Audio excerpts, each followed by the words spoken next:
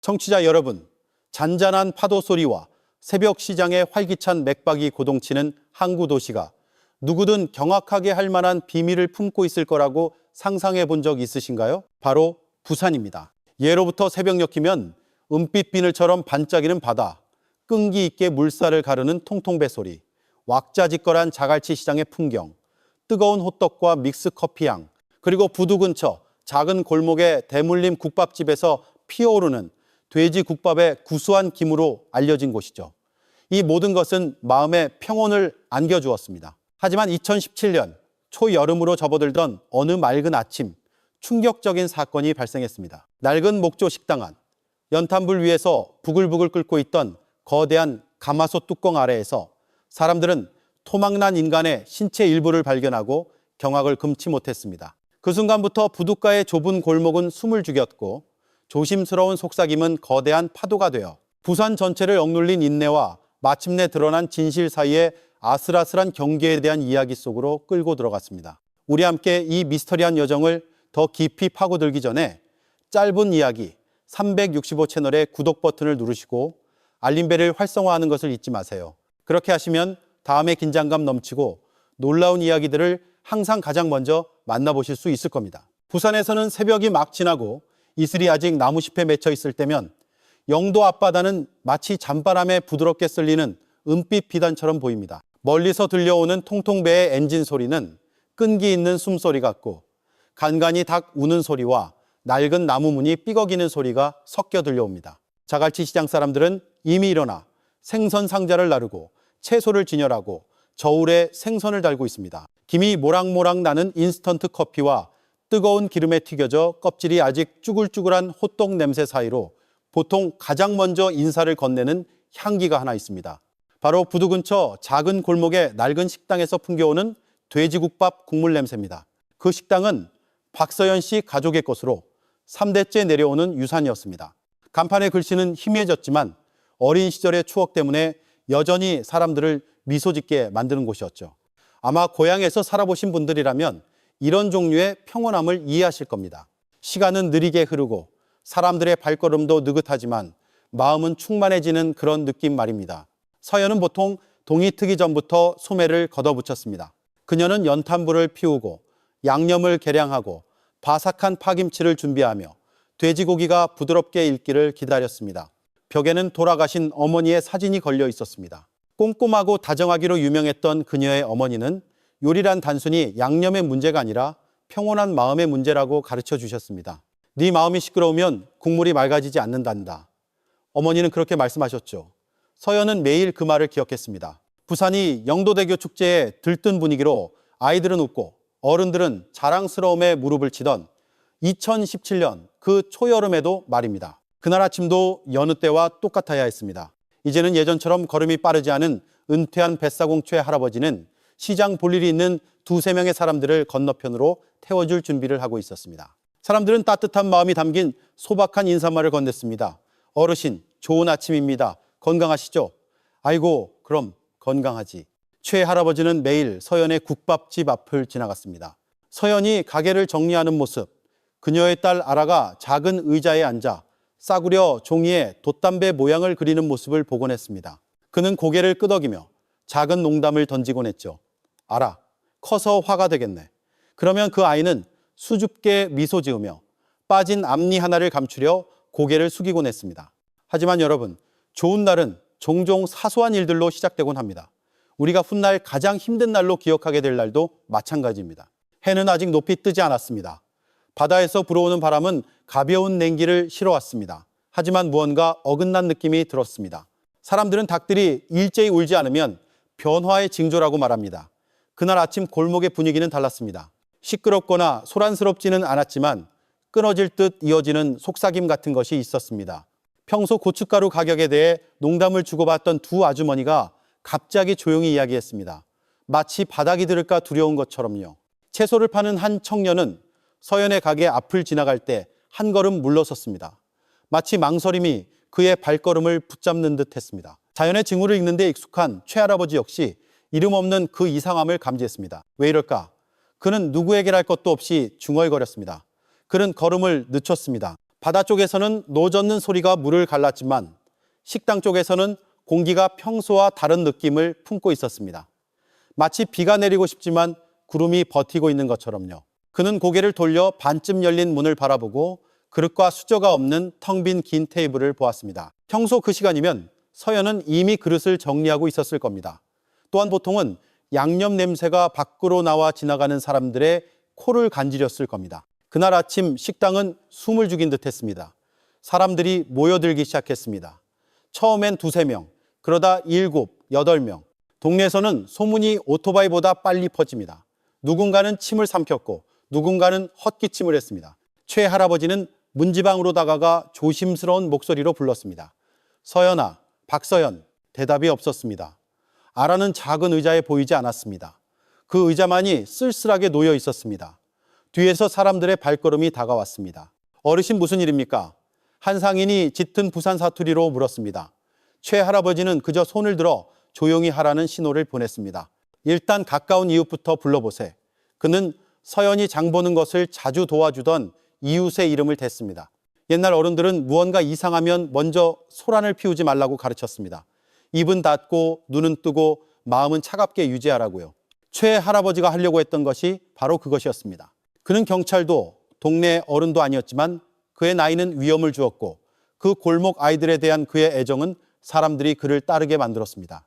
그는 한 걸음 물러서서 기다렸습니다. 하지만 불안감은 그의 관절까지 스며들었습니다. 모든 집은 저마다의 이야기를 품고 있고 우리는 종종 그 문이 억지로 밖에서 열릴 때에야 비로소 그 이야기를 듣게 되기 때문입니다. 한편 부두에서 축제 준비로 분주하던 몇몇 청년들은 혼란스러운 표정으로 돌아보았습니다. 그들은 작은 군중과 최할아버지 그리고 가까이 오지 말라는 손짓을 보았습니다. 그들 중 하나가 마침 축제 참가자 명단을 작성하고 있던 동네 통장님을 부르러 달려갔습니다. 몇 분 만에 속삭임에 불과했던 소리는 질문으로 바뀌었지만 여전히 조심스러움 때문에 억눌려 있었습니다. 서연이네 가게에 무슨 일이야? 서연이 아픈가? 아라는 어디 갔지? 인생의 많은 이야기를 겪어온 우리는 동네가 2가지, 즉 따뜻함과 조심스러움을 동시에 품고 있다는 것을 잘 압니다. 한편으로는 모두가 돕고 싶어 하지만 다른 한편으로는 모두가 남의 일에 끼어들기를, 흉을 들추기를, 감정을 상하게 하기를 두려워합니다. 더군다나 그 국밥집은 단순한 식당이 아니었습니다. 그곳은 시간의 표식이었고 소박한 결혼식의 증인이었으며 사람들이 장사가 잘 된 것을 축하하고 무언가를 잃었을 때 스스로를 위로하는 장소였습니다. 그 벽에는 낡은 사진들이, 테이블에는 오래된 웃음소리가 남아 있었습니다. 그래서 그 식당과 관련된 어떤 소식이든 항상 마음 깊이 와닿았습니다. 그날 아침 운명은 마치 천천히 문을 두드리는 것 같았습니다. 사람들이 그동안 애써 외면했을지 모를 무언가에 대해 눈을 뜨도록 강요하면서 말입니다. 예의범절로 막을 수 없고 곧 괜찮아지겠지라는 약속으로 쓸어버릴 수 없는 현실이 있었습니다. 그리고 평소 배로 즐거운 이야기를 실어 나르던 부산 앞바다는 갑자기 한 골목의 얼굴이 변하는 것을 목격하는 증인이 되었습니다. 멀리서 아침 기도 소리가 들려와 사람들에게 영혼을 진정시키라고 도전하는 듯했지만 그 작은 골목에서는 사람들의 마음이 다른 방향으로 거대한 물음표를 향해 끌려가고 있었습니다. 여러분, 이 이야기는 선정적인 사건에 대한 것이 아닙니다. 이것은 집에 대한, 전통에 대한, 우리가 사랑하는 장소가 어떻게 한 아침에 색깔을 바꿀 수 있는지에 대한 이야기입니다. 오랫동안 숨을 죽여온 한 여성에 대한 이야기입니다. 아빠와 엄마가 서로 미소 짓기를 바라며 돛담배를 그리는 한 아이에 대한 이야기입니다. 다른 사람들이 침묵을 선택했을 때 용기를 내기로 한 이웃에 대한 이야기입니다. 우리는 아직 사건의 핵심으로 들어가지 않았습니다. 아직 이 동네가 스스로를 바라보는 방식을 바꾸게 될 무언가를 건드리지 않았습니다. 하지만 우리는 이미 문지방에 도착했습니다. 속삭임이 파도가 되기 시작하는 그 순간의 말입니다. 그리고 모든 파도처럼 그것은 다시 반사되어 오랫동안 사라지지 않는 잔물결을 남길 것입니다. 바로 그곳에서 우리는 진실과 권력, 수치심과 용기, 그냥 내버려 둬 설명이 필요해 사이의 싸움을 목격하게 될 것입니다. 우리는 가장 조용한 사람이 어떻게 흐름을 바꾸는지 보게 될 것입니다. 하지만 지금은 우선 잠시 앉아봅시다. 천천히 숨을 들이쉬세요. 문지방에 멈춰선 최 할아버지의 발소리를 들어보세요. 그의 2번째 부드러운 부름을 들어보시고 평소 웃음으로 가득 찼던 그 작은 골목이 이제 대답을 기다리고 있는 것을 느껴보세요. 부산의 밤은 다리밤만 뜨고 바나나 나무 틈에서 귀뚜라미 소리가 화답할 때면 길게 느껴지곤 합니다. 부둣가에서는 막 돌아온 배들의 불빛이 물 위의 작은 별처럼 손짓합니다. 국밥집에서는 낡은 백열등이 노란빛을 내며 낡은 판자벽을 비추고 있었습니다. 박서연은 긴 의자에 앉아 끓이던 국물이 잦아들기를 기다리고 있었습니다. 그녀는 나무 국자를 내려놓고 관자놀이를 문지른 뒤 아라가 이미 잠든 방 쪽을 돌아보았습니다. 하지만 그 고요함은 얇은 유리 같았습니다. 문이 삐걱거리자 강민준이 무거운 발걸음으로 들어왔습니다. 그의 옷에는 소주 냄새가 배어 있었습니다. 그는 낡은 모자를 쿵소리를 내며 테이블에 내려놓았고 구석에 있던 금간 컵이 거의 넘어질 뻔했습니다. 서연아. 그의 목소리는 낮고 거칠었습니다. 다정한 부름이 아니라 서연의 가슴을 졸아들게 하는 호통이었습니다. 서연은 고개를 숙이고 조용히 대답했습니다. 네, 여보. 왜 이렇게 늦게 끓여? 오늘 점심때 손님이 고기가 질기다고 하던데. 못 들었어? 서연은 애써 미소 지으려 했습니다. 오래 삶았는데. 아마 고기가 늙었나 봐요, 여보. 내일 다시 사올게요. 부드러운 대답은 그를 진정시키기는커녕 오히려 민준이 코웃음을 치게 만들었습니다. 그는 작은 의자를 걷어차 넘어뜨렸습니다. 핑계 대지 마. 내가 요리할 줄 모르는 줄 알아? 여긴 원래 우리 아버지 가게였어. 망가지면 다 네 탓이야. 이 이야기를 듣고 계신 여러분 중에는 집이 싸움의 증인이 되었던 시절을 떠올리는 분도 계실 겁니다. 때로는 술 한 잔 때문에 말이 칼이 되곤 하죠. 서연은 눈물을 참으며 침묵했습니다. 그녀는 너무나 자주 이런 일을 겪었습니다. 수년 동안 그녀는 이웃이 알지 못하도록 입을 다무는 법을 배웠습니다. 하지만 그날 밤 민준의 목소리는 평소보다 더 컸습니다. 방에서 불안하게 잠들어 있던 아라가 깨어났습니다. 6살배기 아이는 작은 걸음으로 달려와 엄마의 다리를 껴안았습니다. 엄마, 울지 마. 아이의 목소리는 여렸지만 서연의 마음을 무너뜨리기에는 충분했습니다. 그녀는 아라를 안아 올리고 머리를 쓰다듬으며 속삭였습니다. 자러 가자, 아가. 괜찮아. 하지만 술에 취한 민준은 오히려 더 화를 냈습니다. 애 감싸지 마. 나한테 대들라고 가르치는 거냐? 그는 유리잔을 집어 바닥에 던졌습니다. 유리 조각이 흩어지며 아라의 발에 거의 닿을 뻔했습니다. 서연은 본능적으로 비명을 지르며 아이를 꼭 껴안았습니다. 집이 멀지 않은 최 할아버지는 소란스러운 소리를 들었습니다. 그는 창문 너머로 가게 안에서 그림자가 흔들리는 것을 보았습니다. 아이고, 민준이 또 술에 취했구먼. 그는 중얼거렸습니다. 하지만 그는 그저 커튼을 쳤습니다. 그 가족이 다른 사람이 끼어드는 것을 자주 거부한다는 것을 알았기 때문입니다. 마음은 편치 않았지만 내일 아침 서연에게 물어보면 될 거라고 생각했습니다. 가게 안의 상황은 점점 더 험악해졌습니다. 민준이 테이블을 밀자 접시들이 쨍그랑 소리를 내며 떨어졌습니다. 네가 시장에서 나를 망신시켰어. 사람들이 내 아내는 아무것도 못한다고 하더군.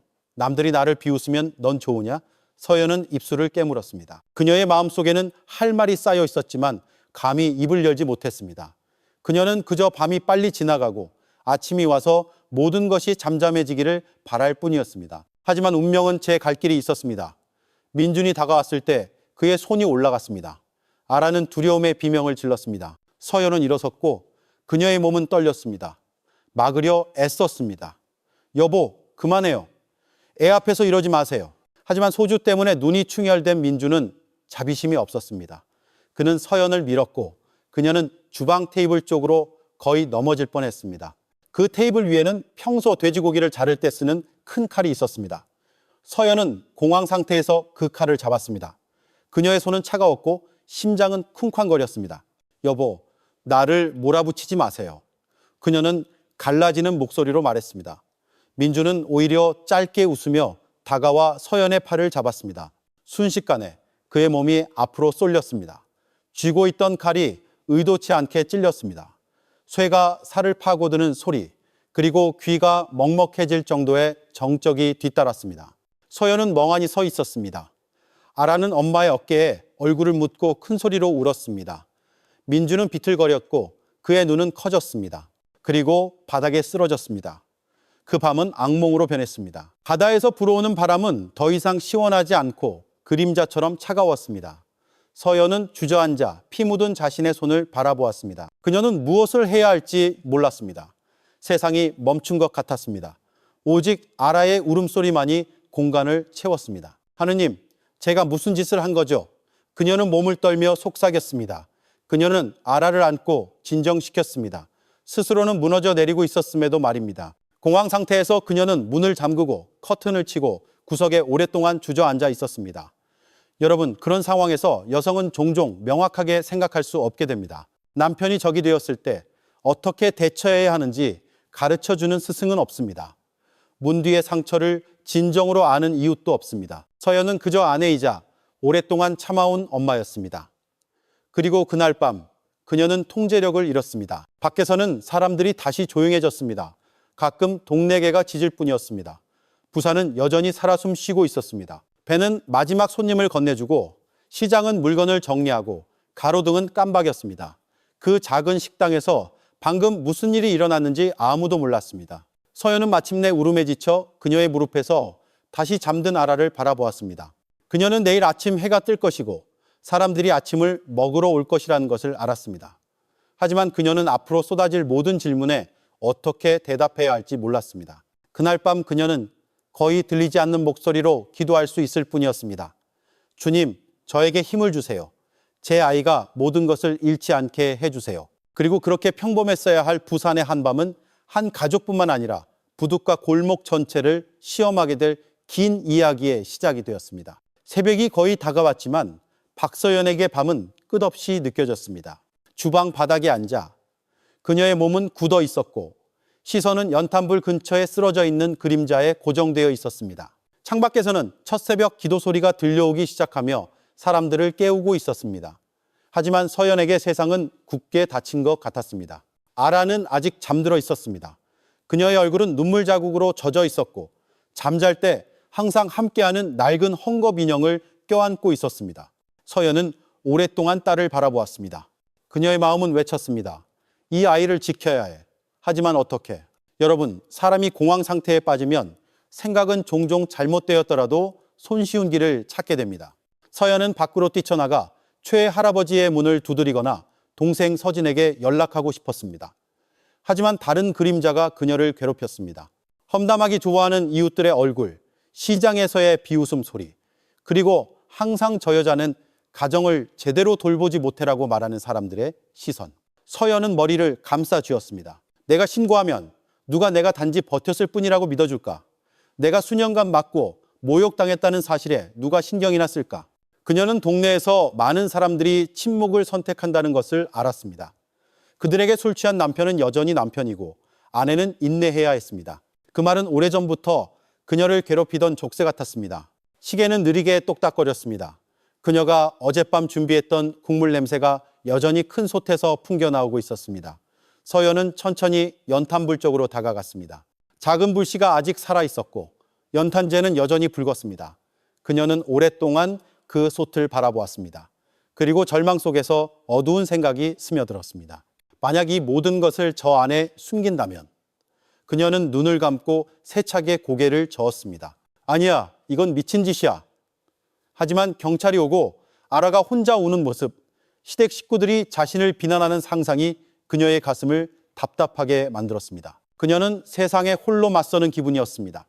흐릿한 생각 속에서 잘못된 결정이 마치 출구처럼 보일 수 있습니다. 서연은 길게 숨을 들이쉬었고 그녀의 손은 떨렸습니다. 그녀는 스스로도 믿을 수 없는 일을 하기 시작했습니다. 그녀는 아침이 평범하게 지나가기를 바라며 흔적을 숨기려 했습니다. 그녀의 작은 마음은 비명을 질렀지만 몸은 저절로 움직였습니다. 밖에서는 수탉이 울기 시작했습니다. 하나, 둘, 셋. 그리고 골목 끝에 개가 짖었습니다. 부산이 깨어나고 있었습니다. 하지만 그 작은 골목에서는 어두운 비밀이 태어나고 있었습니다. 아침 일찍 배를 띄우려던 최 할아버지는 공기 중에서 평소와 다른 냄새를 맡았습니다. 그는 멈춰 서서 미간을 찌푸렸습니다. 보통 그는 장작 타는 냄새나 마음을 진정시키는 국밥 양념 냄새만 맡았습니다. 이번에는 무언가 다른 것이 있었습니다. 희미했지만 그를 불안하게 만들었습니다. 왜 이런 냄새가 나지? 그는 중얼거렸습니다. 그는 서연의 가게로 더 가까이 다가갔습니다. 하지만 문은 굳게 닫혀 있었습니다. 안에 있던 서연은 그 발소리를 들었고 심장이 거의 멎을 뻔했습니다.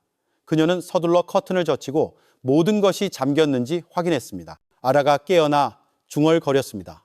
엄마, 무슨 일이야? 그녀는 순진하게 물었습니다. 서연은 딸을 꼭 껴안았습니다. 얼굴은 창백했지만 애써 미소 지으려 했습니다. 아무것도 아니야, 아가. 다시 자렴.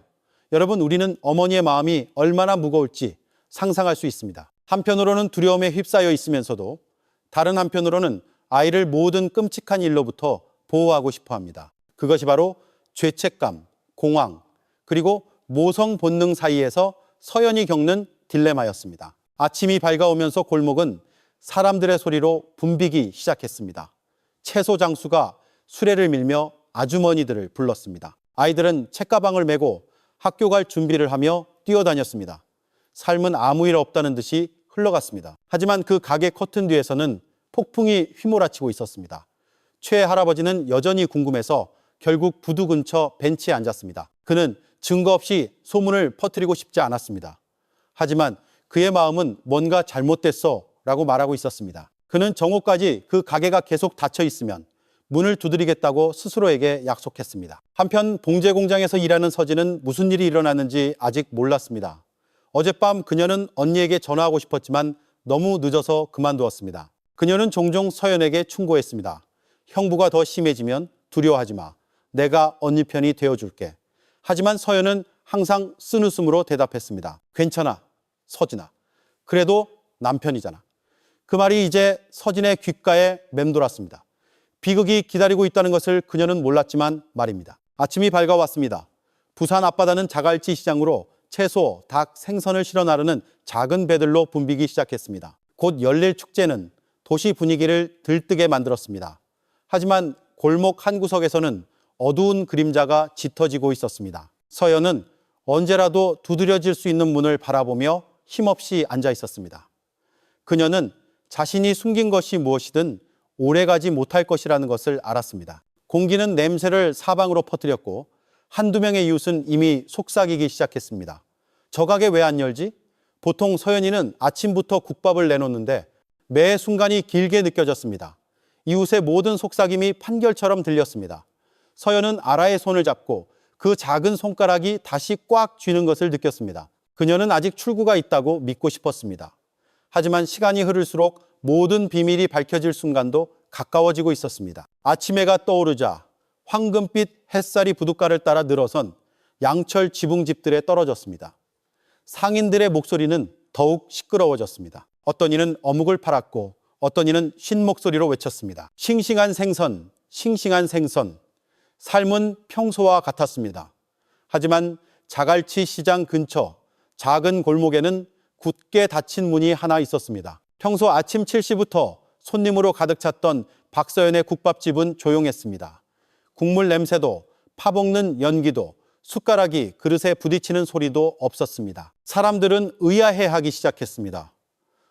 보통 이 시간이면 저기 앉아서 밥 먹고 있을 텐데 한 채소 장수가 문 쪽을 돌아보며 말했습니다. 서연이가 아픈 거 아닐까? 지나가던 아주머니가 맞장구를 쳤습니다. 그 속삭임은 점점 퍼져나갔습니다. 그리고 여러분, 동네에서 소문은 마른 들판의 불길처럼 번집니다. 두 사람에서 다섯으로, 다섯에서 열로, 마침내 많은 시선이 조용한 그 가게로 향했습니다. 새벽부터 무언가 이상하다고 느꼈던 최 할아버지는 마침내 일어섰습니다. 그는 천천히 걸었습니다. 손에 든 나무 지팡이가 조용히 땅을 짚었습니다. 확인해 봐야겠어. 그는 중얼거렸습니다. 그는 차분하게 문을 두드렸습니다. 서연아, 박서연, 안에 있니? 대답이 없었습니다. 단지 누군가 숨을 참는 듯한 희미한 움직임 소리만 들렸습니다. 최 할아버지는 잠시 기다렸다가 다시 두드렸습니다. 이번에는 더 세게. 아프니? 도움이 필요하면 말해봐. 안에서 서연은 식은땀을 흘렸습니다. 아라는 그녀의 무릎에 앉아 있었습니다.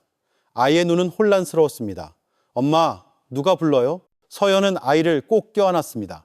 어떻게 대답해야 할지 몰랐습니다. 최 할아버지는 이미 형성되기 시작한 작은 군중을 돌아보았습니다. 몇몇 사람들이 앞으로 나와 창문 틈으로 엿보려 했습니다. 그들 중 하나가 미간을 찌푸렸습니다. 어르신, 냄새가 이상해요. 모든 것이 변한 순간이었습니다. 어젯밤부터 거슬리던 희미한 냄새가 이제 더 뚜렷해졌습니다. 양념 냄새도 평범한 고기 냄새도 아니었습니다. 속을 메스껍게 만드는 무언가가 있었습니다. 그냥 여세요, 어르신. 한 청년이 재촉했습니다. 최 할아버지는 망설였습니다. 그는 이웃의 사생활을 침해하는 것을 좋아하는 사람이 아니었지만 불길한 예감이 그의 가슴을 짓눌렀습니다. 마침내 그는 다시 한 번 더 세게 두드렸습니다. 서연아, 제발 괜찮으면 문 좀 열어봐. 다들 걱정하잖아. 안에서 서연은 떨었습니다. 그녀의 손은 거의 자물쇠에 닿았다가 다시 물러났습니다. 눈물이 떨어졌습니다. 그녀는 지금이든 나중이든 비밀이 밝혀질 것이라는 것을 알았습니다. 더 이상 미룰 수 없었습니다. 군중은 더 많아졌습니다. 아이들은 놀이를 멈췄고 아주머니들은 입을 막았으며 남자들은 긴장한 채 서 있었습니다. 평소 따뜻했던 골목 분위기는 이제 두려움으로 가득 찼습니다. 마침내 문이 천천히 움직였습니다. 경첩이 삐걱거렸습니다. 모두가 숨을 죽였습니다. 서연이 나타났습니다. 창백한 얼굴, 헝클어진 머리, 부은 눈. 그녀 뒤에는 아라가 숨어 엄마의 옷자락을 꼭 붙잡고 있었습니다. 서연아, 왜 그래? 최 할아버지가 부드럽게 물었습니다. 서연은 대답할 수 없었습니다. 그녀의 몸이 휘청거렸고 주방에서 나는 냄새가 더 강하게 퍼져 나왔습니다. 몇몇 사람들은 본능적으로 코를 막았습니다. 그들의 눈이 커졌습니다. 세상에. 한 아주머니가 속삭였습니다. 최 할아버지는 애써 참으려 했지만 안으로 들어섰습니다. 어르신, 안 돼요. 그녀의 목소리는 갈라졌습니다. 하지만 너무 늦었습니다. 그는 이미 주방을 보았습니다. 연탄불 위에 큰 가마솥은 여전히 천천히 끓고 있었습니다. 뚜껑은 제대로 닫히지 않았고 그 틈으로 김이 피어오르며 모두를 멈추게 하는 냄새를 풍기고 있었습니다. 최 할아버지는 침을 삼켰고 얼굴이 굳었습니다. 그는 자신이 본 것을 믿을 수 없었습니다. 통장님 불러, 경찰 불러, 뒤에서 누군가 소리쳤습니다. 군중은 공황에 빠졌습니다. 아이들은 멀리 보내졌고 아주머니들은 비명을 질렀으며 청년들은 골목 밖으로 달려나갔습니다. 분위기는 속삭임에서 아수라장으로 변했습니다. 서연은 무릎을 꿇고 흐느껴 울었습니다. 저는 어떻게 해야 할지 몰랐어요. 그녀의 목소리는 쉰 소리 같았습니다. 마치 평생의 짐이 한꺼번에 터져 나온 것 같았습니다. 최 할아버지는 굳은 채 서 있었습니다. 그의 마음은 산산조각 났습니다. 무언가 잘못되었다고 짐작은 했지만 이 정도로 클 줄은 상상도 못했습니다. 그는 서연을 바라보다가 눈을 감았습니다. 하느님, 어쩌다 이렇게까지. 얼마 지나지 않아 경찰 사이렌 소리가 들려왔습니다. 차가 골목 끝에 멈췄고 몇몇 경찰관이 달려들어왔습니다. 그들은 즉시 현장을 통제하고 군중을 밀어냈습니다. 모두 물러나세요. 접근하지 마세요. 사람들은 밖으로 밀려났지만 호기심 때문에 멀리서 계속 엿보았습니다. 우는 사람도, 기절하는 사람도, 계속해서 신을 찾는 사람도 있었습니다. 경찰관들이 서연을 제지하고 밖으로 데리고 나왔습니다. 아라는 엄마를 붙잡으며 소리쳤습니다. 엄마, 가지마. 그 울음소리에 많은 사람들이 고개를 숙였습니다. 마음이 찢어지는 듯 했습니다. 여러분, 바로 그때가 비밀이 더 이상 덮일 수 없게 된 순간이었습니다. 한때 자랑거리였던 가게는 이제 슬픔과 공포의 중심이 되었습니다. 사람들은 평소 웃음으로 가득 찼던 장소가 어떻게 비극의 증인이 될 수 있는지 상상조차 할 수 없었습니다. 서연은 경찰관들에게 이끌려 비틀거리며 걸었습니다. 그녀의 얼굴은 텅 비어 있었습니다. 그녀의 눈에는 오직 하나의 모습만 있었습니다. 이웃에게 안겨 무슨 일이 일어났는지도 모른 채 울고 있는 그녀의 작은 아이. 하늘에서는 해가 밝게 빛나고 있었습니다. 마치 세상은 정상적으로 돌아가는 것처럼요. 하지만 그 작은 골목에서는 시간이 멈췄습니다. 그날 이후 그들의 삶이 결코 같지 않을 것이라는 것을 모두가 알았습니다. 그날 아침 부산경찰서는 분주했습니다. 사람들이 오가고 전화벨이 울리고 펜이 종이에 글씨를 쓰는 소리가 들렸습니다. 한 조사실에서 박서연은 힘없이 손이 묶인 채 앉아 있었습니다. 피를 다 잃은 듯 창백한 얼굴이었습니다. 옆에는 그녀를 진정시키려는 한 여경이 있었습니다. 한편 아라는 사회복지 직원의 보호를 받기 위해 다른 방으로 옮겨졌습니다. 서연은 고개를 숙인 채 누구도 쳐다보지 못했습니다. 그녀의 마음은 죄책감, 두려움, 그리고 피로로 가득 찼습니다. 뜬 눈으로 밤을 지새운 끝에 마침내 모든 것이 드러났고 이제 그녀는 더 이상 숨을 수 없었습니다. 박 형사라는 한 수사관이 그녀 앞에 앉았습니다. 그의 목소리는 차분했고 비난하지 않았습니다. 박서연 씨, 저희는 설명을 들어야 합니다. 솔직하게 무슨 일이 있었는지 말씀해 주십시오. 서연의 눈에서 눈물이 떨어졌습니다. 손이 떨렸습니다. 하지만 그녀는 말하려고 애썼습니다. 저는 그럴 의도가 아니었어요. 모든 게 너무 순식간에 일어났어요. 그녀의 목소리는 쉬고 끊겼습니다. 박 형사는 몸을 기울였습니다. 처음부터요. 그날 밤 무슨 일이 있었는지 이야기해 보세요. 서연은 길게 숨을 들이쉬며 말을 정리하려 애썼습니다. 민준 씨가 술에 취해 돌아왔어요. 화를 내고 욕하고 물건을 던졌어요. 저는 조용히 있으려 했지만 계속 때렸어요. 아라가 무서워서 울었고요. 그가 다시 때리려고 할 때 저는 주방칼을 잡았어요. 정신이 없었어요. 그냥 저를 지키고 싶었을 뿐이에요. 그리고 모든 게 어두워졌어요. 목소리가 갈라졌습니다. 서연은 얼굴을 가렸습니다. 옆에 있던 여경이 그녀의 어깨를 조용히 쓸어주었습니다. 박 형사는 메모를 했습니다. 그는 깊은 눈으로 서연을 바라보았습니다. 그러니까 정당방위 상황에서 남편을 찔렀다고 인정하시는 겁니까? 서연은 힘없이 고개를 끄덕였습니다. 네, 형사님. 그가 죽기를 바라지 않았어요. 그저 무서웠을 뿐이에요. 방은 잠시 조용해졌습니다.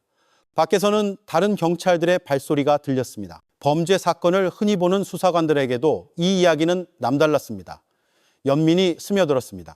그 비극 뒤에는 너무 오랫동안 상처를 품어온 한 여성이 보였기 때문입니다. 그 후에 왜 바로 신고하지 않았습니까? 박 형사가 다시 물었습니다. 서연은 눈을 감고 울음을 참았습니다. 무서웠어요. 저는 수년간 맞았지만 사람들은 항상 참으라고 했어요. 집안 망신시키지 말라고요. 아무도 믿어주지 않을까 봐 무서웠어요. 제 아이를 빼앗길까 봐 무서웠어요. 공황 상태에서. 저는 큰 실수를 저질렀어요. 저는 모든 것을 숨기려 했어요. 그 말은 방을 침묵하게 만들었습니다. 동행한 여경조차 감정을 참으며 고개를 숙였습니다. 여러분, 이 지점에서 우리는 가정폭력의 굴레 속에서 사는 아내의 짐이 얼마나 무거운지 느낄 수 있습니다. 육체뿐만 아니라 계속해서 억압받는 영혼까지 상처 입는 것입니다. 마침내 더 이상 출구를 찾지 못할 때까지 말입니다. 박 형사는 질문을 이어갔습니다. 이번에는 더 부드럽게 본인의 행동이 잘못되었다는 것은 아시죠? 서연은 고개를 끄덕였습니다. 눈물은 멈추지 않고 흘렀습니다. 알아요. 어떤 처벌이든 받겠습니다. 하지만 제발 아라와 저를 떼어놓지 말아주세요. 그 아이에겐 저밖에 없어요. 그 말은 방 안의 모든 사람을 침묵하게 만들었습니다. 잠시 그들은 엄격한 법 집행관이 아니라 한 어머니의 슬픔에 공감하는 인간이었습니다. 조사실 밖에서는 최 할아버지가 기다리고 있었습니다. 그는 이상한 낌새를 처음 느끼고 신고했기 때문에 증인으로 불려왔습니다. 그의 얼굴은 어둡고 눈은 피곤해 보였습니다. 서연이 다른 조사실로 옮겨지기 위해 잠시 밖으로 나왔을 때 그는 그저 속삭일 수밖에 없었습니다. 참아라, 아가야. 진실은 반드시 밝혀질 게다. 서연은 잠시 돌아보았고 그녀의 눈은 텅 비었지만 상처로 가득 차 있었습니다. 그 말만이 폭풍 속에서 그녀를 진정시켰습니다. 한편 국밥집 이야기는 부산 전역으로 퍼져나갔습니다. 지역 언론은 큰 제목으로 기사를 썼고 사람들은 시장에서, 버스에서, 부두에서 그 이야기를 했습니다. 일부는 끔찍해했고 일부는 배경을 모른 채 서연을 비난했으며 또 다른 일부는 비로소 가정폭력의 위험성에 대해 눈을 뜨기 시작했습니다. 서연의 동생 서진은 소식을 듣고 경찰서로 달려왔습니다. 만나자마자 그녀는 언니를 꼭 껴안았습니다. 언니, 내가 그동안 가만히 있지 말라고 했잖아. 하지만 이제 내가 언니를 위해 나설게. 나는 사람들에게 언니가 악한 범죄자가 아니라 피해자였다는 걸 전부 다 말할 거야.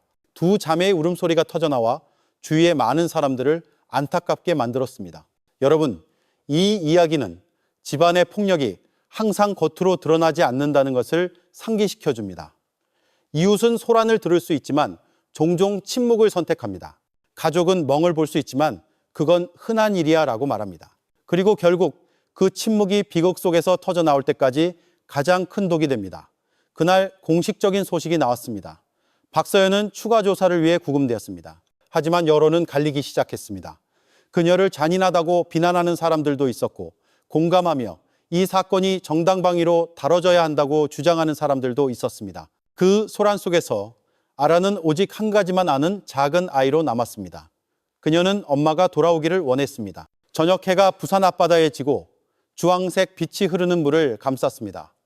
부두에는 배들이 정박해 있고 사람들은 여전히 그 소식을 이야기하고 있었습니다. 삶은 평소처럼 흘러가는 듯 했지만 시민들의 마음속에는 두려움, 연민, 그리고 큰 질문이 남았습니다. 어떻게 평범해 보이는 한 가족이 그토록 큰 상처를 품고 있을 수 있었을까? 부산의 저녁은 평소처럼 흘러갔습니다. 아이들은 부둣가에서 연을 날리고 어묵 장수들의 외침은 여전히 이어졌으며 하늘은 주황빛 금색으로 물들었습니다. 하지만 그 일상 뒤편에서 자갈치 근처 골목은 여전히 긴장감이 감돌았습니다. 박서연 국밥집 사건은 시장부터 부두까지 모든 사람의 화제가 되었습니다.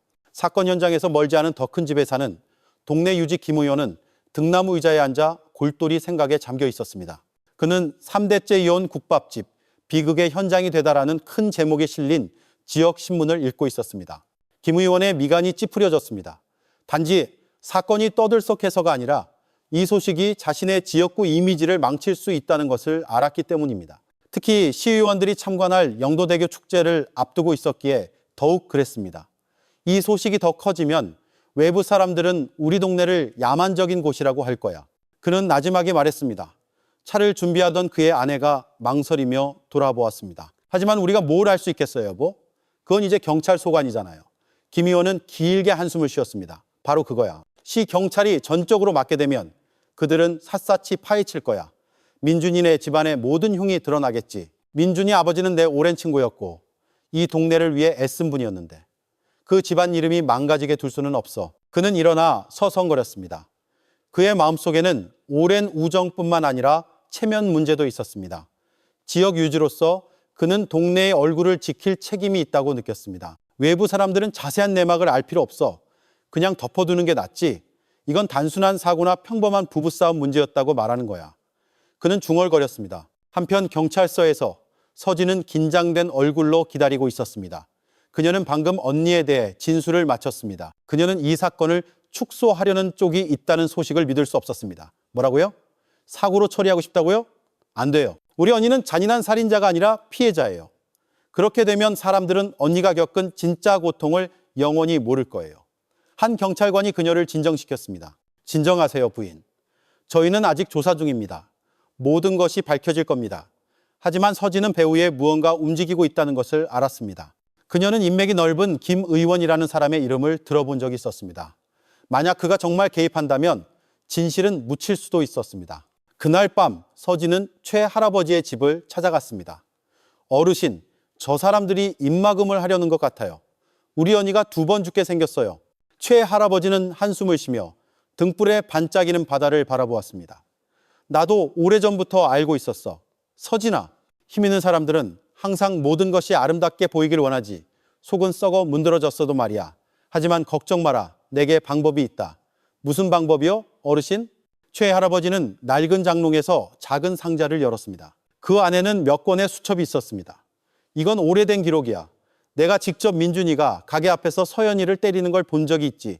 날짜와 사건을 적어뒀어. 그땐 말해봤자 다들 집안일이라고 할 것 같아서 소용없다고 생각했지.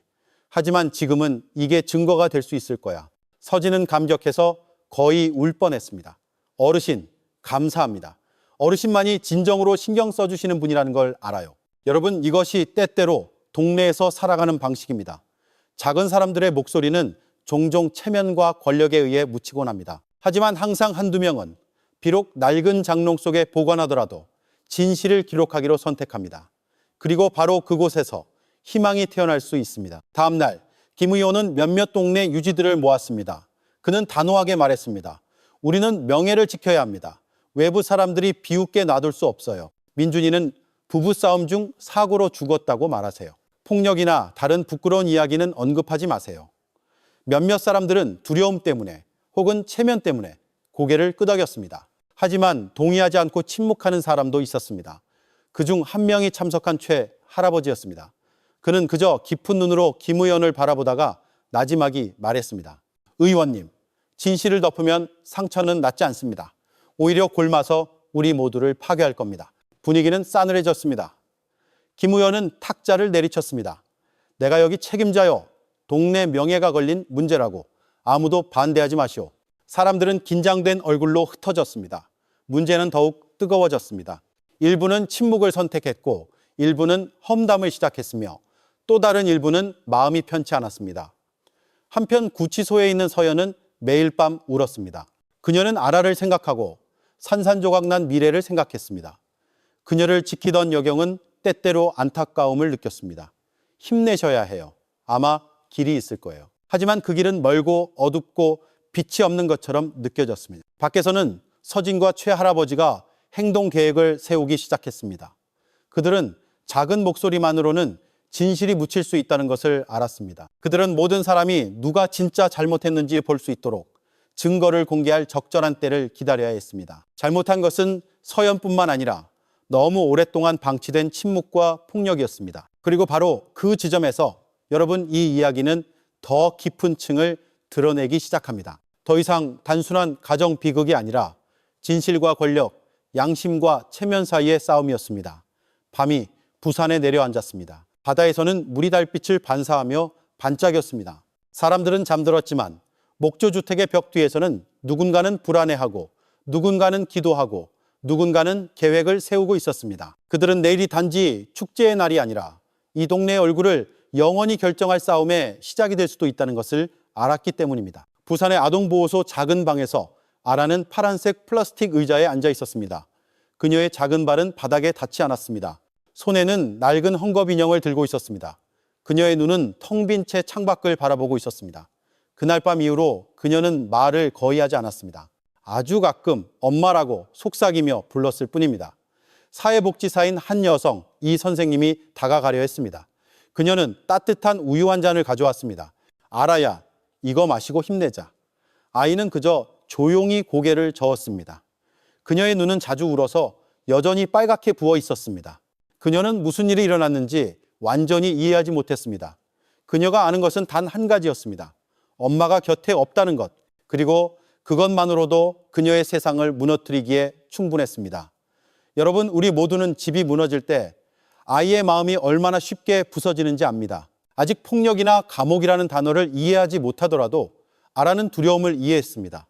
그녀는 아빠가 엄마에게 소리치는 것을 본 적이 있었습니다. 접시 깨지는 소리를 들은 적이 있었습니다. 이제 그녀는 엄마가 손이 묶인 채 끌려가는 것을 목격했습니다. 그 모든 것이 작은 눈에 어두운 그림자가 되었습니다. 방 밖에서 서진은 이 선생님과 이야기하며 서 있었습니다. 제가 아라를 집으로 데려가고 싶어요. 저는 서연이 동생이에요. 이 아이를 혼자 둘 수는 없어요. 이 선생님은 고개를 끄덕였습니다. 네, 아주머니. 하지만 절차가 있습니다. 저희는 환경이 안전한지 확인해야 해요. 만약 책임지실 의향이 있으시다면 아라는 아주머니와 함께 갈 수 있습니다. 서진은 울음을 참았습니다. 제가 돌볼게요. 제 핏줄이에요. 언니는 처벌받을지 몰라도 저는 언니 아이가 망가지게 두지 않을 거예요. 그날 밤 아라는 마침내 서진의 집에서 잠들었습니다. 하지만 그녀의 잠은 편치 않았습니다. 자주 비명을 지르며 깨어났습니다. 때리지 마, 엄마! 서진은 달려가 그녀를 꼭 껴안았습니다. 괜찮아, 아가야. 아무도 때리지 않아. 넌 여기서 안전해. 자갈치 근처 동네에서도 아라에 대한 소문이 퍼졌습니다. 안타까워하는 사람도 있었고 오히려 험담하는 사람도 있었습니다.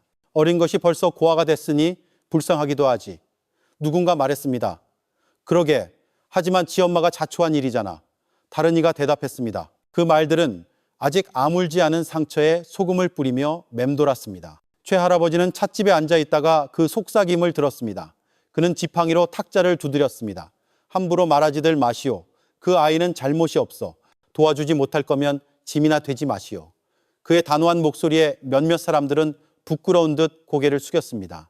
하지만 소문은 막기 어려웠습니다. 시장에서, 부두에서 사람들은 계속해서 논쟁했습니다. 어떤 이는 전적으로 서연을 비난했고 어떤 이는 왜 처음부터 아무도 신경 쓰지 않았을까라고 묻기 시작했습니다.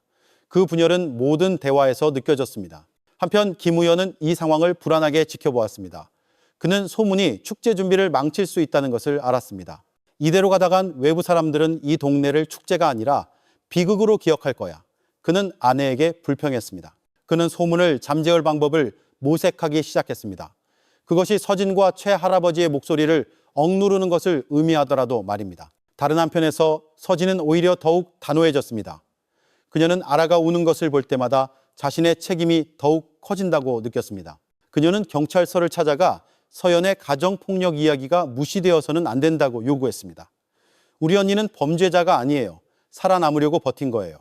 제발 권력자들이 이야기를 왜곡하게 두지 마세요. 최 할아버지는 뒤에서 지지했습니다. 그는 민준이 아내를 때리는 습관에 대한 증거가 담긴 오래된 수첩을 제출했습니다. 이건 단지 하룻밤의 문제가 아닙니다. 이건 수년간의 고통에 대한 문제입니다. 그는 수사관에게 말했습니다. 여러분, 바로 여기에서 우리는 작은 목소리가 어떻게 큰 흐름에 맞설 수 있는지 봅니다. 아라는 비록 작은 아이에 불과하지만 그녀의 존재는 사람들이 싸우는 이유가 되었습니다. 서진은 비록 봉제공장 노동자에 불과하지만 지역 유지의 압력에 맞설 용기를 냈습니다. 그리고 최 할아버지는 비록 늙었지만 여전히 진실편에 서기로 선택했습니다. 아라의 상처는 쉽게 아물지 않았습니다. 큰 소리가 들릴 때마다 그녀는 귀를 막았습니다. 어른 남자를 볼 때마다 서진 뒤에 숨었습니다. 트라우마는 실제했고 회복하는 데는 오랜 시간이 필요했습니다. 부둣가에서는 배들이 축제를 위해 연습을 시작했습니다. 사람들은 동네의 활기를 되찾으려 환호했습니다. 하지만 아라에게 그 환호성은 낯선 메아리처럼 들렸습니다. 그녀는 오직 한 가지를 원했습니다. 엄마의 품으로 다시 돌아가는 것. 밤이 내렸습니다.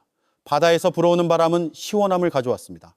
서진은 마침내 잠든 아라를 무릎에 뉘고 테라스에 앉아 있었습니다. 그녀는 어두운 하늘을 바라보며 마음속으로 기도했습니다. 하느님, 이 아이에게 힘을 주세요.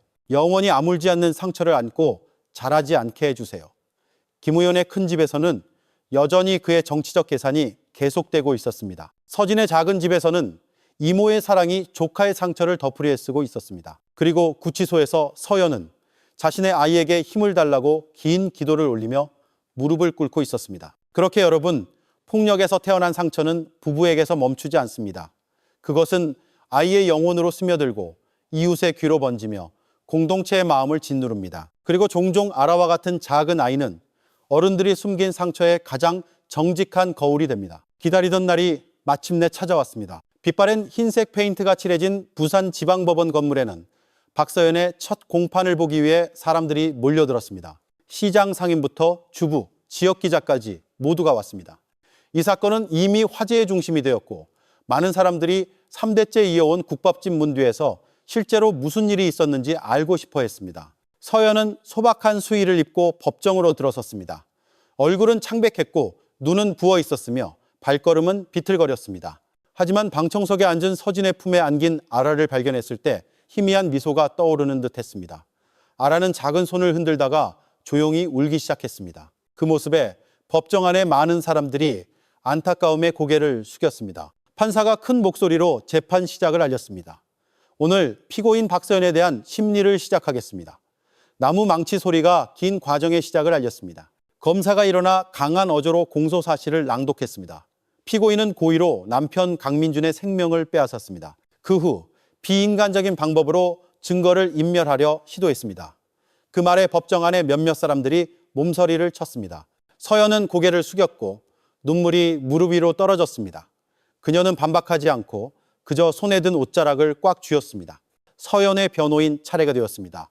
법률구조공단에서 지정한 젊은 변호사가 일어섰습니다. 재판장님, 강조해야 할 점이 있습니다. 제 의뢰인은 수년간 가정폭력을 겪어왔습니다.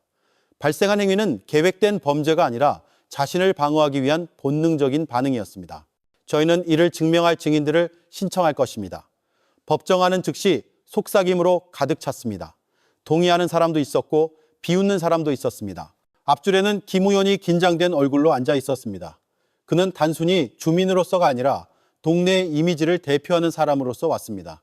마음속으로 그는 이 재판이 너무 많은 흉을 드러내지 않고 빨리 끝나기를 바랐습니다. 휴정 시간에 그는 법원 관계자에게 다가갔습니다. 언론이 이 일을 더 크게 만들지 않게 해주시오. 그냥 가족 문제라고 하시오. 동네 이름은 거론하지 말고. 하지만 기자들은 이미 모든 세부 사항을 기록하고 있었습니다. 카메라는 서연의 얼굴, 아라의 울음, 심지어 불안해하는 김우현의 표정까지 비추고 있었습니다. 증인 신문 차례가 되자 최 할아버지가 나섰습니다. 노인은 지팡이를 짚고 천천히 걸었지만 그의 눈빛은 확고했습니다. 판사는 그에게 선서를 요청했습니다. 그리고 그는 말하기 시작했습니다. 저는 오랫동안 저 가족과 한 골목에 살았습니다. 자주 시끄러운 소리를 들었지요. 제 눈으로 직접 민준이가 집 앞에서 아이 앞에서 서연이를 때리는 것을 본 적도 있습니다. 저는 날짜와 사건을 기록해 두었습니다. 언젠가 이 진실이 밝혀져야 할 필요가 있을 거라고 생각했기 때문입니다.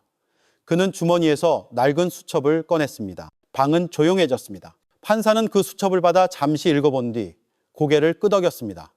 검사가 끼어들려 했습니다. 그것은 개인적인 기록일 뿐 공식적인 증거가 아닙니다.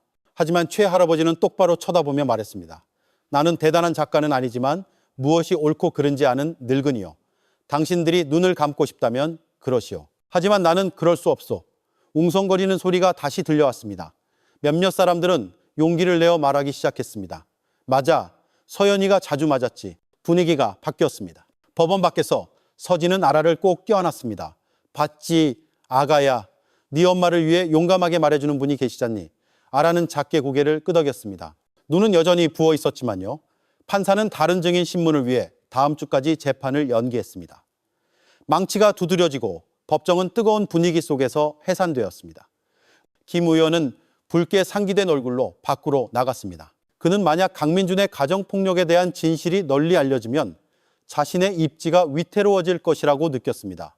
그 가문의 명예, 심지어 자신의 리더십 이미지까지 훼손될 것이었습니다. 그는 한 측근에게 속삭였습니다. 모든 게 드러나기 전에 이걸 막아야 해. 그날 밤 자갈치 근처 동네는 대화로 더욱 시끄러워졌습니다. 어떤 이는 서연이 정말 피해자라고 말했고 어떤 이는 그래도 법을 어겼으니 잘못이라고 말했습니다.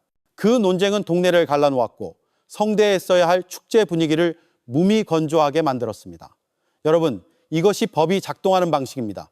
한편에는 명확하게 쓰인 엄격한 규칙이 있고 다른 한편에는 무시할 수 없는 양심이 있습니다. 그리고 종종 싸움은 판사의 책상에서뿐만 아니라 듣고 판단하고 누가 정말로 잘못했는지 결정하는 대중의 귀에서도 일어납니다. 서연은 그날 밤 다시 구치소로 돌아갔습니다.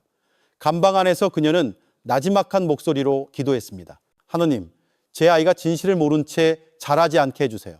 저에게 힘을 주세요. 서진의 집에서 아라는 인형을 꼭 껴안고 잠들었습니다. 꿈속에서 그녀는 여전히 엄마를 찾고 있었습니다. 그리고 김 의원의 큰 집에서 그는 진실의 목소리가 쉽게 나오지 못하도록 어두운 계획을 세우고 있었습니다. 밤이 부산에 내렸습니다. 바다는 달빛에 반사되어 반짝였습니다. 하지만 많은 사람들의 마음속에는 아직 해결되지 않은 질문이 남아 있었습니다. 진실은 승리할 것인가? 아니면 권력의 흐름 아래 가라앉을 것인가? 첫 공판 이후의 날들은 더욱 힘들어졌습니다. 자갈치 시장에서 사람들은 서연의 사건에 대해 끊임없이 이야기했습니다. 어떤 이는 그녀를 불행한 여자라고 했고 어떤 이는 잔인하다고 했습니다. 그 말들은 때때로 서진을 따라 시장에 온 아라의 귀에까지 들렸습니다. 작은 아이는 고개를 숙이고 이모의 옷자락 뒤에 숨었습니다. 그녀는 아직 험담의 의미를 몰랐지만 날카로운 시선은 느꼈습니다. 서진은 비난 섞인 말을 들을 때마다 분노를 참았습니다. 하지만 그녀는 감정이 상황을 악화시킬 뿐이라는 것을 알았기에 침묵을 선택했습니다. 그녀는 한 가지를 깨달았습니다. 오해하는 사람이 많을수록 진실을 찾아야 할 책임감은 더욱 커진다는 것을. 다른 한편에서 김 의원은 신속하게 움직였습니다. 그는 몇몇 동네 유지들을 자신의 큰 집으로 불렀습니다. 이 사건이 우리의 명예를 훼손하게 놔둘 수 없소. 언론은 이미 떠들썩하오. 이대로 가다간 축제에 시오연들이 오지 않을 거요. 우리 경제도 무너질 것이고. 한 유지가 끼어들려 했습니다. 하지만 의원님, 솔직해지는 게 더 낫지 않겠습니까? 모두가 서연 씨가 자주 맞았다는 걸 아는데요. 김 의원은 날카롭게 쏘아보았습니다. 조용히 하시오. 그건 흉이요. 밖으로 나가선 안 돼. 내가 여기 책임자라는 걸 기억하시오. 만약 반대하는 사람이 있다면 나중에 어려움을 겪더라도 나를 탓하지 마시오. 그의 차가운 목소리에 몇몇 사람들은 기가 죽었습니다. 여러분, 이것이 때때로 동네에서 권력의 모습입니다. 단지 직책의 문제가 아니라 체면과 이해관계의 문제입니다. 김 의원은 서연이나 아라의 운명을 생각하지 않았습니다. 그는 오직 동네의 이미지와 자신의 지위만을 생각했습니다. 서진은 압박을 느끼기 시작했습니다. 어느 날 오후 그녀가 퇴근할 때 2명의 낯선 남자가 다가왔습니다. 박서진 씨, 가족의 안전을 위해서라도 법정에서 너무 많이 말하지 않는 게 좋을 거요. 서진은 겁먹지 않고 날카롭게 쏘아보았습니다. 우리 가족은 이미 충분히 고통받았어요. 저는 침묵하지 않을 겁니다. 하지만 그들이 떠난 후 그녀는 몸을 떨었습니다. 위협은 실제했습니다. 그날 밤 그녀는 최 할아버지의 집을 찾아갔습니다. 어르신, 저 사람들이 저를 겁주려 해요. 어떻게 해야 할까요? 최 할아버지는 부두 등불에 반짝이는 부산 앞바다를 바라보며 조용히 앉아 있었습니다. 서진아, 진실에는 항상 적이 있는 법이야. 하지만 기억해라. 그들이 세게 누를수록 그들이 두려워하고 있다는 게 분명해지는 거야. 그러니 우리는 계속 나아가야 한다. 서진은 고개를 끄덕였습니다. 마음은 무거웠지만 이 싸움이 단지 언니만의 문제가 아니라 종종 침묵당하는 다른 여성들의 목소리에 대한 것이라는 것을 알았습니다. 구치소에 있는 서연도 소식을 들었습니다. 짧은 면회 시간에 서진은 위협에 대해 이야기했습니다. 서연은 울었습니다. 서진아, 위험을 감수하지 마. 나는 이미 충분히 망가졌어. 너까지 희생양이 되게 할 수는 없어. 하지만 서진은 언니의 손을 꽉 잡았습니다. 언니, 나는 가만히 있을 수 없어. 우리가 침묵하면 아라는 거짓 속에서 자라게 될 거야. 나는 네 아이가 진실을 모른 채 살게 하는 이 차라리 다치는 게 나아. 그 말에 서연은 흐느꼈습니다. 그녀는 이제 동생이 자신보다 훨씬 강하다는 것을 깨달았습니다. 한편 자신의 집에서 김 의원은 다른 계획을 세우고 있었습니다. 그는 축제에 참석할 한 시의원에게 연락했습니다. 걱정 마십시오, 의원님. 이 사건은 단순한 가족 문제입니다. 시에 망신을 줄 정도까지는 가지 않을 겁니다. 제가 모든 것을 안전하게 처리하겠습니다. 하지만 그가 모르는 사이에 그가 더 세게 누를수록 조용히 반대하기 시작하는 주민들이 점점 더 많아졌습니다. 시장의 몇몇 젊은이들이 속삭이기 시작했습니다. 왜 저 양반은 덮으려고만 할까? 이미지가 망가질까 봐 두려운가? 서연 씨를 돕는 게 더 낫지 않나? 천천히 서연에 대한 동정심이 자라났습니다.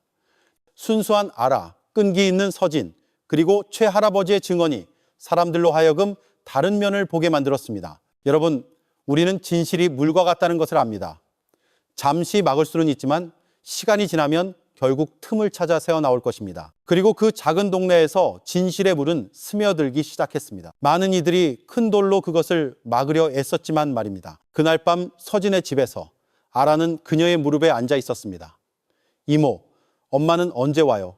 그녀가 나지막이 물었습니다. 서진은 조카의 눈을 바라보며 눈물을 참았습니다.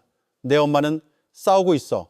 아가야, 우리도 싸워야 해. 언젠가 너는 네 엄마가 나쁜 사람이 아니라는 걸 알게 될 거야.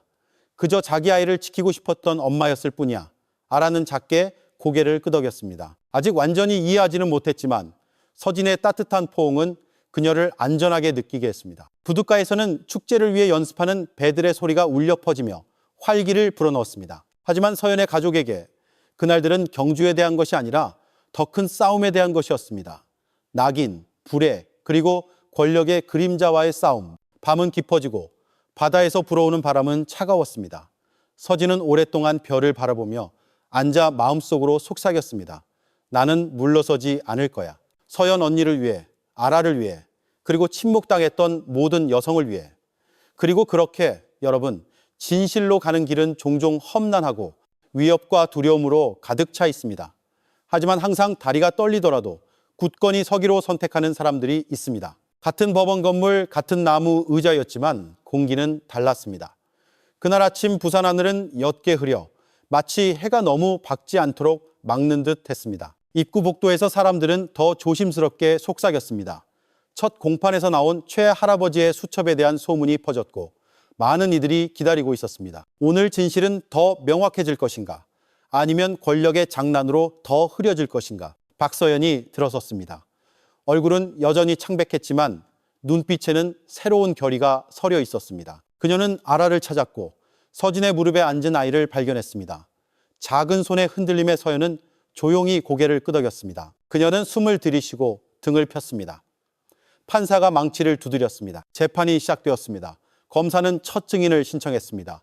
자갈치 시장 근처 병원의 의사였습니다. 의사는 얇은 서류철을 열고 잠시 고개를 숙인 뒤 차분한 목소리로 증언했습니다. 지난 2년간 박서연 씨는 팔과 뺨에 멍이 든 채 몇 차례 진료를 받으러 왔습니다.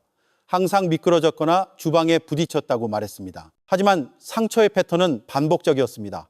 그는 진료 기록 사본을 제출했습니다. 법정은 조용해졌습니다. 방청객들은 서로를 쳐다보았고 일부는 길게 한숨을 쉬었습니다. 서연의 변호사가 일어서서 정중하게 고개를 끄덕였습니다. 의사 선생님, 혹시 집안에 폭력이 있는지 물어본 적이 있습니까? 물어봤지만 환자는 대답을 망설였습니다. 그저 작게 미소 지으며 괜찮아요. 선생님이라고만 말했습니다.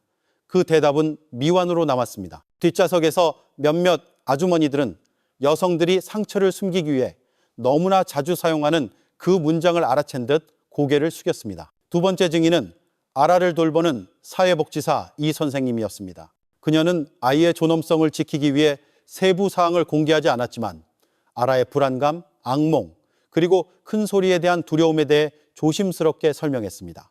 아이의 트라우마는 종종 안전하지 않은 가정 환경에서 비롯됩니다. 그녀가 말했습니다. 서진은 아라의 손을 더 꽉 잡았습니다. 아이는 바닥을 쳐다보며 조용히 발을 흔들었습니다. 변호인 측 차례가 되자 서연의 변호사는 서진의 낡은 휴대폰에서 나온 짧은 음성 녹음 파일을 증거로 제출했습니다. 이것은 피고인의 동생이 작년부터 보관해온 음성 메시지입니다. 판사는 일부만 재생하는 것을 허락했습니다. 작은 스피커에서 거칠고 화난 남자의 목소리가 들려왔습니다. 법정 윤리를 위해 짧게 잘렸지만 문장은 날카로웠습니다. 길게 들을 필요 없이 그 목소리의 톤만으로도 서연의 이야기에 무게를 실어주었습니다. 몇몇 사람들은 등골이 오싹해지는 것을 느끼며 입을 막았습니다. 검사는 녹음의 신빙성을 문제 삼으며 반대했습니다. 판사는 기록을 남기고 다음 재판에서 기술적 검증을 요청했습니다. 하지만 분위기의 흐름은 이미 바뀌었습니다. 작은 증거들이 모자이크를 맞춰가기 시작했습니다. 법정 오른쪽에서 김 의원은 굳은 채 앉아 있었습니다. 그는 강민준의 오랜 친구와 다른 구역의 통장 2명을 반대 증인으로 데려왔습니다. 그들은 민준을 친절하고 성실하며 때로는 고집이 센 남자로 묘사했습니다. 다림질한 것처럼 깔끔하고 안전한 단어들이었습니다. 변호인이 차분하게 반박했습니다. 증인은 강민준 씨와 함께 살아본 적이 있습니까? 아니요. 그 가족이 다툴 때 그 자리에 있었던 적이 있습니까? 아니요. 저는 이야기만 들었습니다. 그 대답에 몇몇 사람들은 한숨을 쉬었습니다. 멀리서 본 증언은 항상 아름답게 보이지만 좀처럼 본질에 닿지 못합니다. 최 할아버지는 확인을 위해 다시 불려 나왔습니다. 노인은 지팡이를 짚고 서서 조용하지만 단호하게 말했습니다. 저는 고인을 나쁘게 말하고 싶지 않습니다. 단지 어린아이가 거짓 속에서 자라게 하고 싶지 않을 뿐입니다. 그 소박한 문장은 기도처럼 법정벽에 반사되었습니다. 법원 직원이 끼어들어 메모를 전달하며 긴장감이 고조되었습니다. 재판회에서 증인을 압박하려는 시도가 있었다는 보고가 있습니다. 판사는 미간을 찌푸리며 법원은 협박을 용납하지 않을 것이라고 강력하게 경고했습니다. 몇몇 사람들의 시선이 슬쩍 김 의원 쪽으로 향했습니다. 그는 턱을 치켜들었지만 그의 손가락은 불안함을 참으며 서로 얽혀있는 듯 보였습니다. 서연은 추가 진술을 요청받았습니다. 그녀는 일어섰고 두 손은 떨렸지만 목소리는 안정적이었습니다. 그녀는 그날 밤의 비극을 자세히 설명하지 않았습니다. 그녀는 단지 길고 외로웠던 여정을 이야기했습니다. 어떻게 2번이나 신고하려다가 부끄러움 때문에, 두려움 때문에 물러섰는지, 그녀는 새벽 전에 켜던 연탄불, 아라의 조용한 웃음, 그리고 남편의 발소리가 문 앞에서 들릴 때마다 찾아오던 두려움을 하나씩 언급했습니다. 그녀의 말은 극적이지 않고 소박했지만 법정은 마치 축소된 듯 귀를 기울였습니다. 마지막에 이르러 서연의 변호사는 작은 묶음 하나를 제출했습니다. 서진이 값싼 휴대폰으로 찍은 오래된 사진들이었습니다. 과시용이 아니었습니다. 서연이 뺨에 멍이 든 채 동생 집에 왔을 때의 기록이었습니다. 판사는 슬쩍 보고 고개를 끄덕였습니다. 오늘은 여기까지. 재판은 다음 주로 연기합니다. 법원은 증거물을 검증하고 추가 증인을 소환할 것입니다. 망치가 두드려졌습니다. 사람들이 일어섰고 공기는 다시 흐르는 듯 했습니다. 출구에서 기자들이 서진의 발걸음을 막았습니다. 그녀는 짧게 말했습니다. 우리는 선정적인 것을 찾는 게 아닙니다. 우리는 정의를 찾고 있습니다. 한편 김 의원은 차로 빠르게 걸어갔습니다. 그의 얼굴은 차가웠습니다. 그가 막으려 했던 작은 홍수가 여러 지점에서 스며들기 시작했다는 것을 그는 알았습니다. 서연은 아라 쪽으로 한 번 더 돌아보았습니다. 이번에는 단지 체념이 아니라 희망을 담은 희미한 미소가 있었습니다. 밖에서는 구름이 걷히고 있었습니다. 구름 뒤에서 한 줄기 빛이 스며나와 법원 마당에 떨어졌습니다. 마치 작은 신호처럼 이 길은 아직 멀지만 어제처럼 짙지는 않았습니다. 다음 주 법정은 다시 사람들로 가득 찼습니다. 분위기는 평소보다 더 긴장되었습니다. 이전에 한 번도 언급되지 않았던 새로운 증인이 출석할 것이라는 소문이 돌았습니다. 속삭임은 공기를 답답하게 만들었습니다. 마치 모두가 놀라움을 기다리며 숨을 죽이는 듯 했습니다. 서연은 피고인석에 앉아 있었습니다. 얼굴은 차분했지만 분명히 지쳐 보였습니다. 그녀는 서진과 아라 쪽으로 고개를 돌렸고 힘을 주는 작은 손짓을 받았습니다. 판사가 재판을 시작했습니다. 망치가 두드려졌습니다. 오늘 추가 증언을 듣겠습니다. 그가 말했습니다. 연문이 열리고 한 중년 여성이 들어섰습니다. 동네 주민들은 즉시 속삭였습니다. 저 사람은 이 아주머니잖아. 골목 끝 쌀가게 주인, 말수가 적은 이웃인데 아무도 그녀가 증언할 것이라고 예상하지 못했습니다. 이 아주머니는 판사 앞에 섰습니다. 목소리는 떨렸지만 분명했습니다. 저는 진실을 말하고 싶습니다. 그동안 두려워서 침묵했지만 마음이 편치 않았습니다. 그녀는 잠시 서연을 바라본 뒤 말을 이었습니다. 저는 몇 번 강민준 씨가 집 앞에서 아내를 때리는 것을 보았습니다. 한밤중에 아라가 우는 소리도 들은 적이 있습니다. 저는 이 모든 것을 마음에 담아두고 감히 말하지 못했습니다.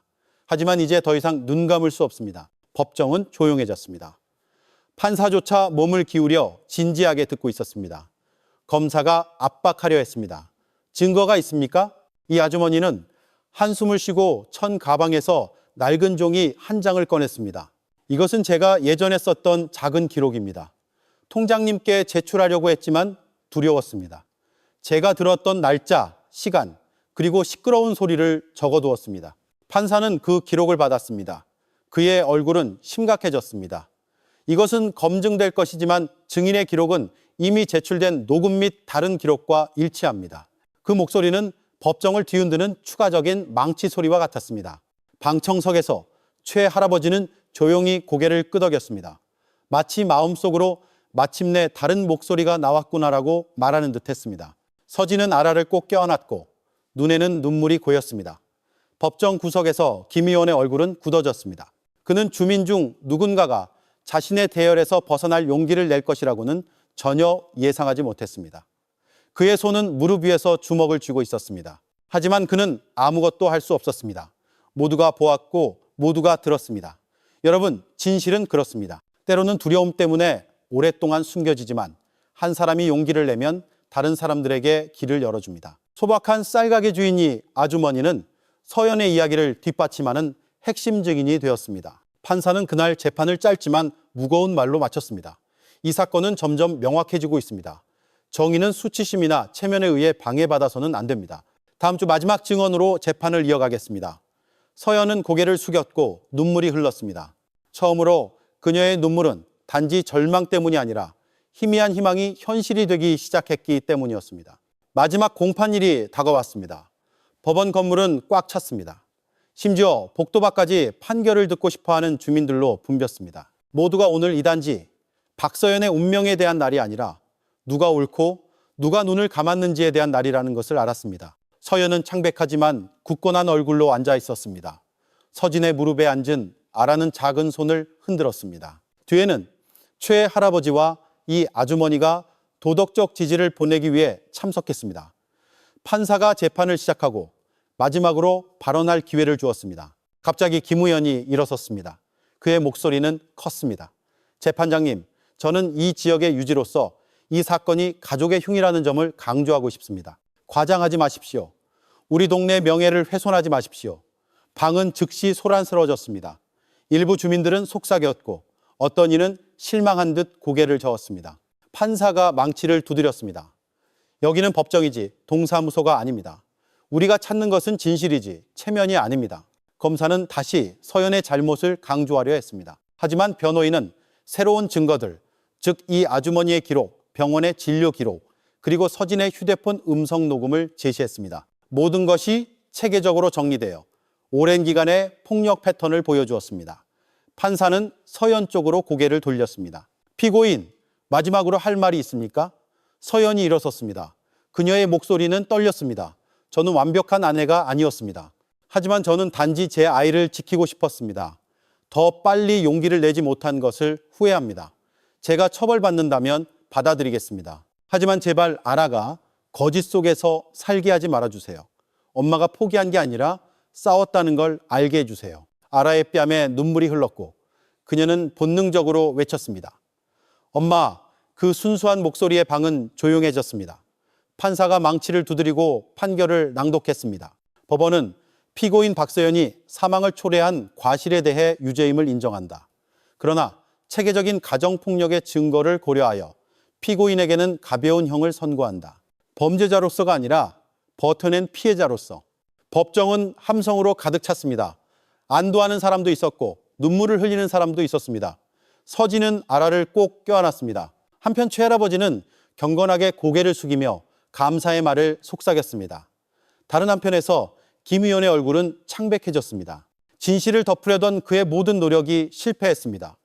주민들은 더 이상 존경이 아닌 의심의 눈초리로 그를 바라보기 시작했습니다. 그는 몰려드는 기자들의 시선을 피하며 건물 밖으로 빠르게 걸어나갔습니다. 여러분, 그날 자갈치 근처 동네는 체면이 진실보다 클 수 없다는 것을 배웠습니다. 서연은 완전히 자유로워지지는 못했지만 더 인간적인 정의를 얻었습니다. 그리고 서진, 최할아버지, 이 아주머니의 작은 목소리들이 억누르려 했던 권력의 목소리를 이겨냈습니다. 서연은 밖으로 이끌려 나왔지만 이번에는 아라를 향해 옅은 미소를 지으며 말했습니다. 아가야, 두려워하지 마. 엄마는 강해. 너도 강해야 해. 저녁 해가 법원 마당에 떨어져 황금빛을 반사했습니다. 마치 부산도 안도의 한숨을 내쉬는 듯 했습니다. 비록 그 작은 가족의 여정은 아직 길었지만 말입니다. 판결 후 며칠, 자갈치 근처 동네는 서서히 평온을 되찾았습니다. 한때 붐볐던 국밥집은 이제 닫혀 있었습니다. 나무 간판은 비에 젖어 썩기 시작했습니다. 지나가는 사람들은 종종 걸음을 늦추고 한숨을 쉬었습니다. 그곳은 더 이상 단순한 식당이 아니라 소박한 집벽 뒤에 긴 상처가 숨겨져 있을 수 있다는 표식이 되었습니다. 서연은 더 담담한 마음으로 형기를 살았습니다. 철창 뒤에서 그녀는 긴 기도를 배우고 아라에게 편지를 쓰고 때로는 낡은 종이에 어머니의 요리법을 베껴 적었습니다. 언젠가 아가야, 엄마가 다시 너를 위해 요리해 줄게. 그녀는 그렇게 썼습니다. 모든 단어는 그녀의 정신을 지켜주는 작은 약속이었습니다. 아라는 서진과 함께 살았습니다. 아이는 서서히 다시 웃기 시작했습니다. 비록 밤에는 여전히 잠결에 비명을 지르곤 했지만요. 서진은 인내심 있게 아이를 안고 강했던 그들의 어머니에 대한 이야기를 들려주었습니다. 네 엄마는 싸운 거야, 아가야. 나쁜 사람이 아니야. 그저 너를 지키고 싶었을 뿐이야. 그 말들은 아라의 내면의 상처를 서서히 치유하는 약이 되었습니다. 최할아버지는 낡은 지팡이를 짚고 여전히 부두에 앉아 지나가는 배들을 바라보곤 했습니다. 그는 듣고 싶어하는 누구에게든 항상 말했습니다. 진실을 덮어서는 안 돼. 우리가 침묵하면 아이들이 그 결과를 짊어지게 되는 거야. 그 말은 이제 동네에서 새로운 격언처럼 되었습니다. 그리고 한때 말하기를 두려워했던 증인이 아주머니는 이제 더 용감해졌습니다. 그녀는 종종 시장의 다른 아주머니들에게 상기시켰습니다. 만약 당신들이 상처받는다면 침묵하지 마세요. 우리의 목소리가 생명을 구할 수 있어요. 많은 이들이 고개를 끄덕였습니다. 그들은 침묵이 때로는 말하는 것보다 더 위험하다는 것을 알았기 때문입니다. 한편 김 의원의 이름은 서서히 빛을 잃었습니다. 주민들은 더 이상 예전처럼 존경의 눈으로 그를 보지 않았습니다. 그의 신뢰는 직위 때문이 아니라 사람들이 그가 진실보다 체면을 선택했다는 것을 알았기 때문에 무너졌습니다. 그리고 작은 동네에서 신뢰를 잃는 것은 직위를 잃는 것보다 더 무거운 처벌입니다. 여러분, 이 이야기에서 우리는 배웁니다. 가정폭력은 굳게 닫아둬도 되는 작은 문제가 아닙니다. 침묵은 상처를 더욱 깊게 만들고 마침내 비극으로 폭발하게 합니다. 우리는 또한 용기가 누구에게서든 나올 수 있다는 것을 배웁니다. 소박한 동생에게서, 연로한 이웃에게서, 심지어 시장 구석의 쌀가게 주인에게서도 말입니다. 작은 목소리들이 합쳐지면 큰 권력에 맞설 수 있습니다. 그리고 가장 중요한 것은 우리는 아이의 마음이 얼마나 연약한지 봅니다. 아라는 거울이 되었습니다. 그녀는 사치가 필요하지 않았습니다. 그녀는 단지 안전한 집, 따뜻한 포옹, 그리고 정직한 진실이 필요했을 뿐입니다. 부산의 밤은 다시 축제의 불빛으로 가득 찼습니다. 바다는 계속해서 흐르며 오래된 이야기를 실어 나르고 동시에 새로운 교훈을 간직합니다.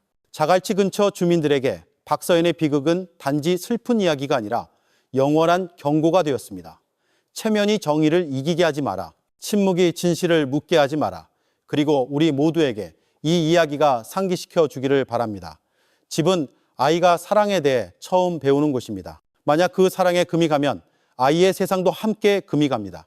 하지만 사랑이 지켜진다면 폭풍이 몰아쳐도 아이는 여전히 미소 지을 이유를 갖게 됩니다. 청취자 여러분, 만약 마지막 순간까지 이 이야기를 들으셨다면 분명 많은 감정을 느끼셨을 겁니다. 놀라움, 분노, 후회, 심지어 이 사건의 운명에 대한 연민까지도요.